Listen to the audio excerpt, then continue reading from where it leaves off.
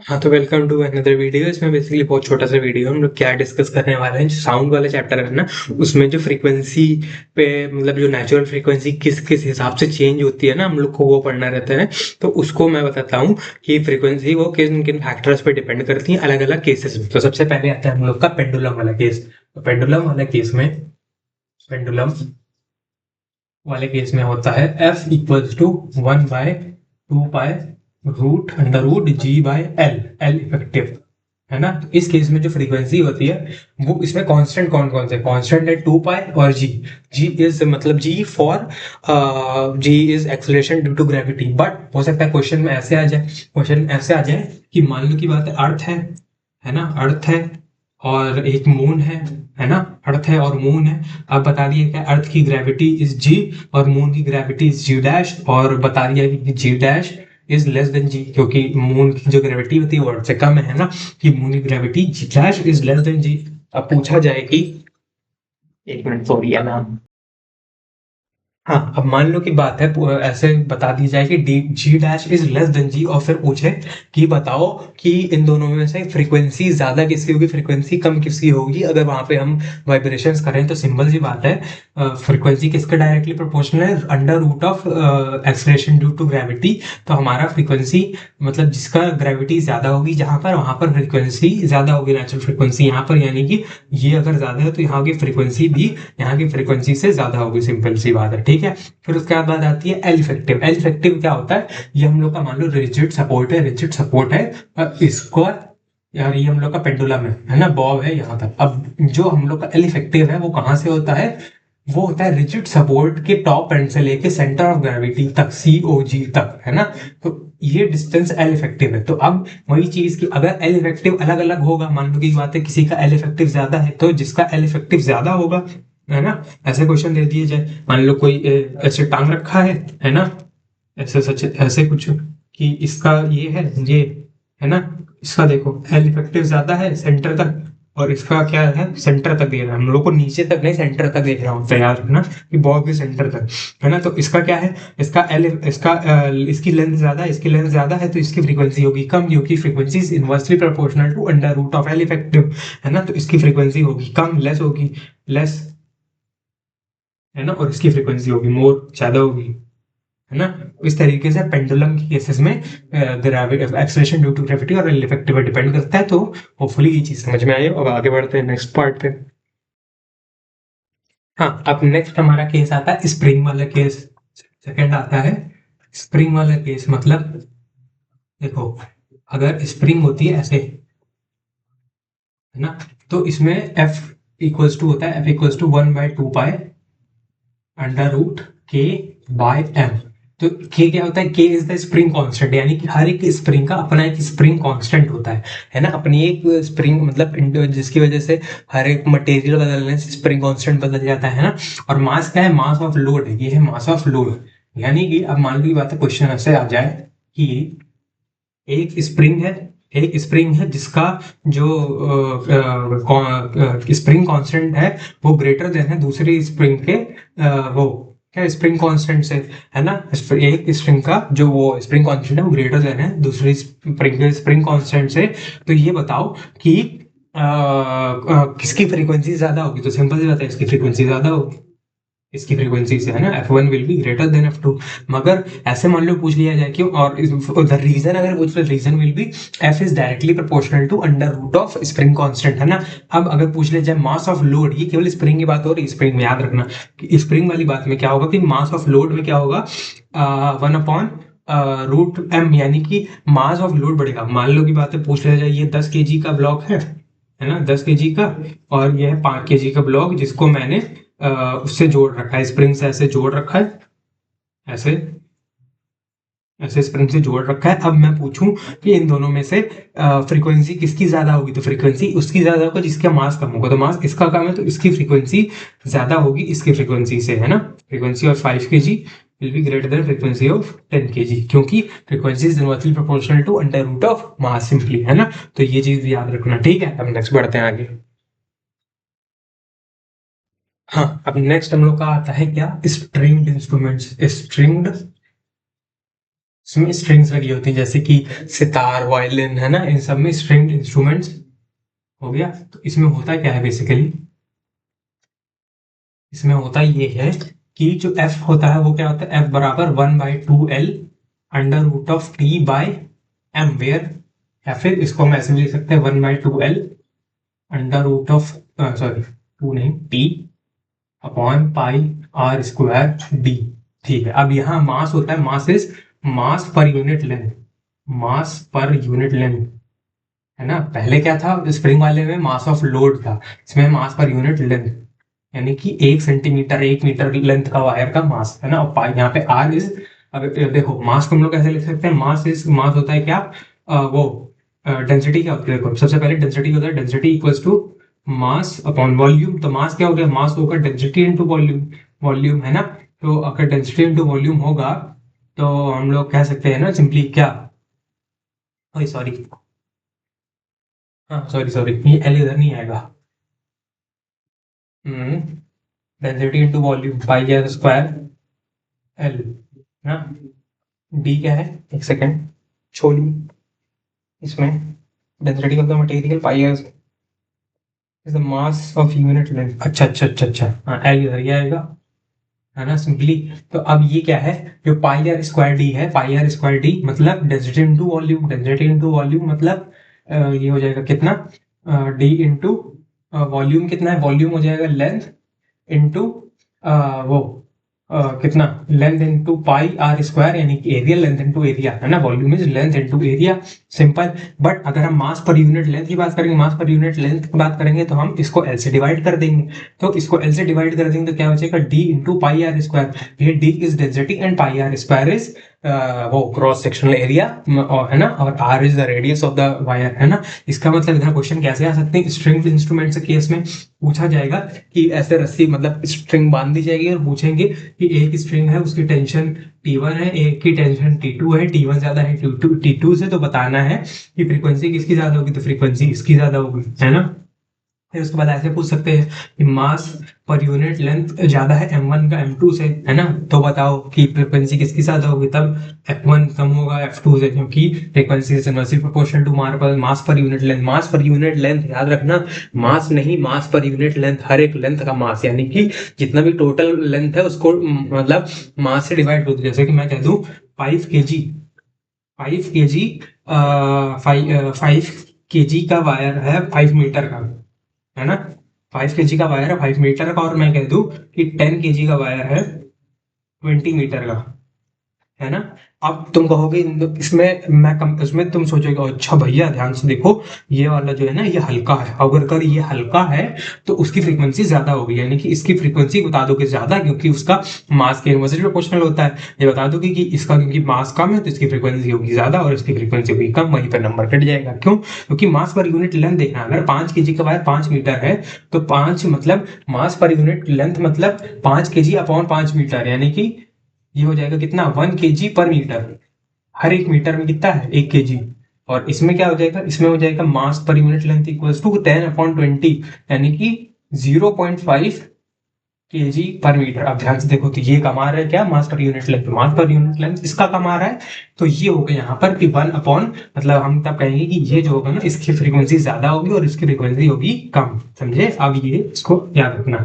और मान लो की बात है रेडियस दे दे, रेडियस से पूछ ले R1 is greater than R2, तब हमें क्या करना चाहिए, तब भी F1 is less then F2, क्यों, क्योंकि R के इनवर्सली प्रोपोर्शनल, है ना। हो सकता है डेंसिटी दे दे कि डेंसिटी जो है वो D1 की लेस देन है D2 से, तब भी F1, सॉरी D1 की ज्यादा है D2 से, तब भी F1 is less then F2, है ना।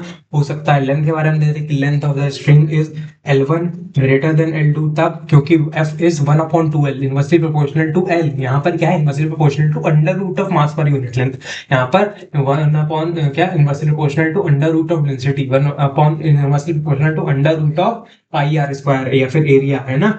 तो एरिया भी दे सकता है, कुछ भी दे सकता है ना। अगर L1 is greater than L2 तो F1 is less then F2, है ना, कुछ इस तरीके से आ जाएगा, है ना। तो ये सारी जनरल चीजें हैं, ये चीज याद रखना, ठीक है। अब इसके बाद एक चीज और बताता हूँ, हाँ अब एक और है जनरल केस, जनरल केस याद रखना क्या, जनरल केस में याद रखना कि फ्रीक्वेंसी जो होता है, frequency is inversely proportional to 1/लेंथ, है ना। 1/लेंथ के मतलब लेंथ के इनवर्सली प्रोपोर्शनल होता है। तो जैसे कि क्वेश्चन आ जाते हैं कि अर्थ को एक आया तो शॉर्ट बिल्डिंग गिरेगी या फिर लॉन्ग बिल्डिंग को खतरा है, तो उसमें हम लोग कहते हैं कि शॉर्ट बिल्डिंग को ज्यादा खतरा है, क्योंकि जो जिसकी हाइट कम है उसमें मतलब सॉरी जिसकी लेंथ कम है बिल्डिंग की, उसकी फ्रीक्वेंसी ज्यादा होगी, यानी कि इसकी लेंथ कम है तो इसकी फ्रीक्वेंसी ज्यादा होगी, तो ज्यादा जोर से वाइब्रेट करेगी एंड इसमें गिरने के चांसेस ज्यादा है। या फिर पूछेगा ट्यूनिंग फॉर्क, एक ये छोटी सी दे दी, एक बड़ी सी ट्यूनिंग फॉर्क दे दी, अब पूछे कि इन दोनों में से किसकी फ्रीक्वेंसी ज्यादा है, तो इसकी फ्रीक्वेंसी विल भी ज्यादा, क्यों, क्योंकि इसकी लेंथ कम है तो इसकी फ्रीक्वेंसी ज्यादा होगी, इसकी लेंथ ज्यादा है तो इसकी फ्रीक्वेंसी कम होगी। फिर उसके बाद मान ली बात ऐसे टेबल बना के दे दे और फिर पूछे कि एक रूलर है, इसका मैक्सिमम पार्ट हवा में है, और एक इधर से रूलर है जिसका मिनिमम पार्ट हवा में है, थोड़ा सा ही पार्ट इधर, मैक्सिमम पार्ट हवा में है, इधर थोड़ा सा ही पार्ट हवा में है। तो पूछेगा कि कौन सा पार्ट है जो मतलब जिसकी फ्रीक्वेंसी ज्यादा होगी, तो जिस जितना पार्ट हवा में है लेंथ का, है ना, अगर वो कम है, अगर लेंथ का हवा में पार्ट कम है तो उसकी फ्रीक्वेंसी ज्यादा होगी, यानी कि इसकी फ्रीक्वेंसी ज्यादा होगी, इसकी फ्रीक्वेंसी कम होगी, है ना, इसकी फ्रीक्वेंसी ज्यादा होगी, इसकी फ्रीक्वेंसी कम होगी, सिंपली, है ना। तो कुछ इस तरीके से जनरल केस पे क्वेश्चन आ सकते हैं। रिकॉर्ड देख लो। हाँ, एक और केस है क्या, हमारा जैसे कि फ्लूट की होता है ना क्या, air column, basically air column में, है ना, फ्लूट्स वगैरह में जो बांसुरी होती है ना, उसमें क्या होता है, बांसुरी में ऐसे होता है ना, ऐसे है, ऐसे, तो इधर ऐसे छेद होते हैं ऐसे, और इधर से बांसुरी बजाते हैं तो ऐसे हाथ से पकड़ के, है ना। तो होता क्या है बेसिकली उसमें, तो हमारा जो फ्रीक्वेंसी होता है वो होता है इनवर्सली प्रोपोर्शनल टू 1/लेंथ ऑफ एयर कॉलम, है ना, लेंथ ऑफ एयर कॉलम, मतलब इसके अंदर जितनी भी एयर है, जिसकी यहां से लेके यहां तक एयर कॉलम है ना, पूरी ये एक लेंथ ऑफ एयर कॉलम है, यहां से लेके यहां तक, तो उसके इनवर्सली प्रोपोर्शनल होगा। यानी कि जितनी कम होगी एयर कॉलम उतनी ज्यादा फ्रीक्वेंसी, उतना ज्यादा पिच का साउंड हमें सुनाई देगा, सिंपली, है ना। तो हम लोग क्या कह सकते हैं कि फ्लूट वाले केसेस में वो लेंथ ऑफ एयर कॉलम के इनवर्सली प्रोपोर्शनल होता है ना। और अगर इसमें भी दो केस आ जाते हैं, इसमें दो केस कौन से आते हैं, अगर जो हमारा है open, open at both ends, यानी कि इधर भी ओपन इधर भी ओपन, और ये क्या है, close eight one and, closed eight one and, open at both ends, है ना। यानी कि इस बांसुरी को दोनों जगह से बजाया जा सकता है, यहाँ भी ओपन यहाँ भी ओपन, और ये क्या है, क्लोज्ड एट वन एंड, मतलब मान लो कि यहाँ से क्लोज है, एक जगह से ओपन है। तो इन दोनों में केसेस थोड़े से डिफरेंट होते हैं। क्या डिफरेंट होते हैं, फर्क ये पड़ता है कि जो हमारा ओपन एट बोथ हैंड्स वाला होता है ना, ये वाला केस, इसमें जो फ्रीक्वेंसी होती है ना, उसकी नेचुरल फ्रीक्वेंसी या फिर जो फ्रीक्वेंसी होती है वो किस, वो ऐसे होती है 1:2:3। मतलब अगर अगर हमारा मतलब मान लो की बात है, हम ये कह रहे हैं कि इसकी नेचुरल फ्रीक्वेंसी है 10 हर्ट्ज, है ना, 10 हर्ट्ज है ओपन एंड बोथ एंड्स वाले केस की। तो 10 हर्ट्ज वाले केस में जैसे ही हम इसके पास कोई भी एक को लाएंगे ऑब्जेक्ट 10 हर्ट्ज का, है ना, तो हमें रेजोनेंस होता दिखाई देगा, तो हमें वो हो गया लार्जर एम्पलीट्यूड का साउंड सुनाई देगा, लाउड साउंड सुनाई देगा। फिर अगर हम 10 हर्ट्ज के बजाय 15 हर्ट्ज ले आएंगे, 15 हर्ट्ज ले आएंगे तो क्या होगा, 15 हर्ट्ज पे कोई हमको कुछ साउंड नहीं सुनाई देगा। क्यों नहीं सुनाई देगा, क्योंकि 10 का ये मल्टीपल थोड़े, ये डबल, ये क्या 10 का डबल करके आया है, डबल करके आया नहीं भाई।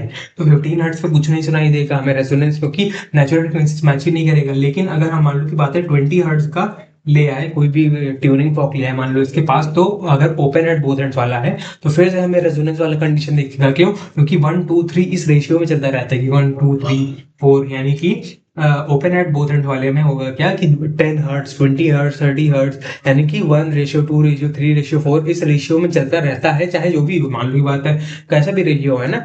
तो उसमें जो भी केस हो उस हिसाब से हमारा बचता रहता है क्या, फ्लूट। अब क्लोज एट वन एंड में क्या होता है, F=2 होता है 1:3:5, मतलब यहाँ पे 10 हर्ट्ज पे अगर मान लो की बात बज रहा है, तो नेक्स्ट हमें मतलब 10 हर्ट्ज पे अगर रेजोनेंस सुनाई दे रहा है, रेजोनेंस हो रहा है, रेजोनेंस सुनाई नहीं दे रहा, रेजोनेंस का कंडीशन फिनोमेना हो रहा है एंड लार्ज एम्पलीट्यूड से लार्ज साउंड लाउडनेस सुनाई दे रही है, तो अब नेक्स्ट हमें लाउडनेस मिलेगी 30 हर्ट्ज पे, जब अगली बार रेजोनेंस होगा, देन होगा 50 हर्ट्ज पे रेजोनेंस, है ना।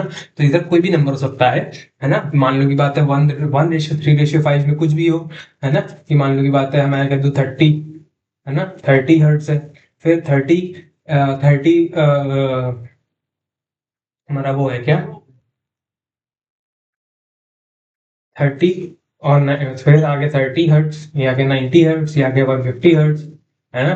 अब देखो ये तीनों, अब मान लो की बात, पहला हमको सुनाई दी 30 हर्ट्ज पे सुनाई दे गया क्या, अगर 30 हर्ट्ज पे हमको सुनाई देगा, क्या सुनाई देगा, ये फ्रीक्वेंसी, वो लाउड साउंड। तो अब नेक्स्ट हम लोग को 1:3 यानी कि थर्ड रेशियो यानी कि 90 हर्ट्ज पे सुनाई देगा, उसके पहले नहीं सुनाई देगा। मतलब इस तरीके से सोचना, क्लोज एट वन एंड में हम लोग को क्या करना है ऐसे, क्योंकि जैसे वाटर कॉलम में भी होता है ना कि लोअर वाटर कॉलम में भी यही होता है कि जैसे ये है, तो जितना पानी भरा होता है, अगर मान लो बात कि इतना सारा पानी भरा है, इतना सारा पानी भरा है ना, और इतनी लेंथ खाली है ना, इतनी लेंथ खाली है, तो हमें मान लो की बात है रेजोनेंस होता है वो दिख रहा है जब एल लेंथ का इधर खाली है। फिर मान लो की बात है मैंने इधर से नीचे से पानी छेद कर दिया, इधर से पानी गिरता रहा, गायब होता रहा, गायब होता रहा, गायब होता रहा, सच दैट इतना पानी गायब हो गया कि अब लेंथ ऑफ एयर कॉलम कितनी हो गई पूरी, अब लेंथ ऑफ एयर कॉलम पूरी हो चुकी है 3L, है ना। अब फिर से मुझे यहाँ पे रेजोनेंस होता है, क्योंकि एक तो एक एंड क्लोज है, एक एंड ओपन है, तो क्लोज एट वन एंड जैसा ये दिखेगा, है ना। और जब 3 लेंथ हो जाएगी इसकी, तब हमें वापस से सुनाई देगा वो ये loud sound due to resonance, है ना। तो होपफुली ये वाली बात समझ में आई हो, है ना। अब एक बात और छोटी सी और कर लेते हैं। हाँ, अब एक फाइनल चीज है which is plucking the string, है ना। तो नेक्स्ट पार्ट क्या है, हम लोग कहते हैं जो भी है, प्लकिंग ऑफ स्ट्रिंग इज हमारा next part. Plucking of string का क्या मतलब है, प्लकिंग ऑफ स्ट्रिंग, मान लो की बात है ये एक डंडा है हमारे पास, मैंने ऐसे स्ट्रिंग लगाई हुई है, अगर मैं इसको ऐसे खींचूं, बीच में से ऐसे पकड़ के खींचूं और छोड़ दूं, तो कुछ ऐसे ऐसे वाइब्रेट करेगी, ऐसे ऐसे ऐसे, इस हिसाब से, है ना। ऐसे आगे ऐसे ऐसे वाइब्रेट करेगी, सच दैट ये पूरा ऐसे वाइब्रेट कर रहा है ना। तो इसमें अब इसमें कुछ ऐसे वाइब्रेट करेगी, फिर मान लो की बात है फिर से यही वाली स्ट्रिंग है, बट मैं इसको यहां से एट 1/4 लेंथ, इसमें कहाँ पे प्लग किया था, मतलब कहाँ से खींचा था, बीच में से, इसमें 1/4 लेंथ पे अगर खींचेंगे तो कुछ ऐसे वाइब्रेट करेगी, ऐसे, है ना। फिर अगर मान लो की बात है 1/6 लेंथ पे हम लोगों ने इस स्ट्रिंग को वाइब्रेट किया, मतलब प्लग किया, तो कैसे करेगी,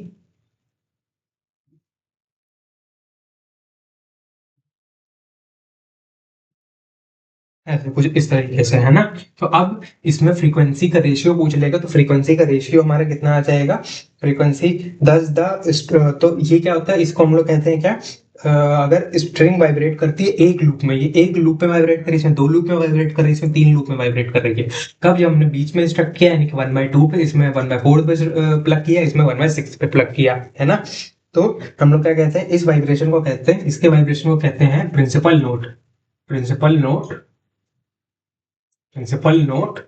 और इसकी फ्रीक्वेंसी कह देते हैं ऑफ फ्रीक्वेंसी एफ, है ना। ऑफ फ्रीक्वेंसी एफ, इसको कहते हैं फर्स्ट सब्सिडरी नोट, फर्स्ट सब साइडरी नोट, है ना, ऑफ फ्रीक्वेंसी 2F, इसको कह देते हैं सेकंड सब्सिडरी नोट, ना, इन सब्सिडरी, स्पेलिंग सही है ना, नोट ऑफ फ्रीक्वेंसी 3F, है ना, ऑफ फ्रीक्वेंसी 3F, है ना। तो इस हिसाब से यहाँ पे अगर हम फ्रीक्वेंसी का रेशियो लें, तो फ्रीक्वेंसी का रेशियो क्या बन जाएगा, फ्रीक्वेंसी का रेशियो बन जाएगा सिंपली हमारा कितना, फ्रीक्वेंसी का रेशियो विल बी 1:2:3। लेकिन अगर हम वेवलेंथ का रेशियो लें, यानी कि वेवलेंथ का ना, वेवलेंथ का अगर रेशियो ले, वो कैसे हो जाएगा, वेवलेंथ का रेशियो लेने के लिए बेसिकली ध्यान से देखो, तो ये अभी पूरा कंप्लीट नहीं है, लूप लूप का कंप्लीट होगा जब हमारा ये पूरा एक ऐसे कंप्लीट हो, एक वेव ऐसे कंप्लीट हो, ये आधी कंप्लीट है, अब ये पूरी कंप्लीट नहीं है, तो अब इसको एक बार पूरा कंप्लीट करते हैं फिर बताते हैं।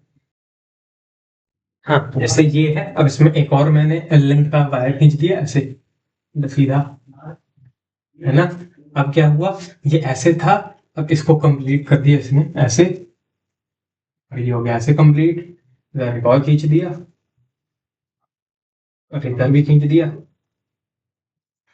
है ना, तो इधर हो जाएगा।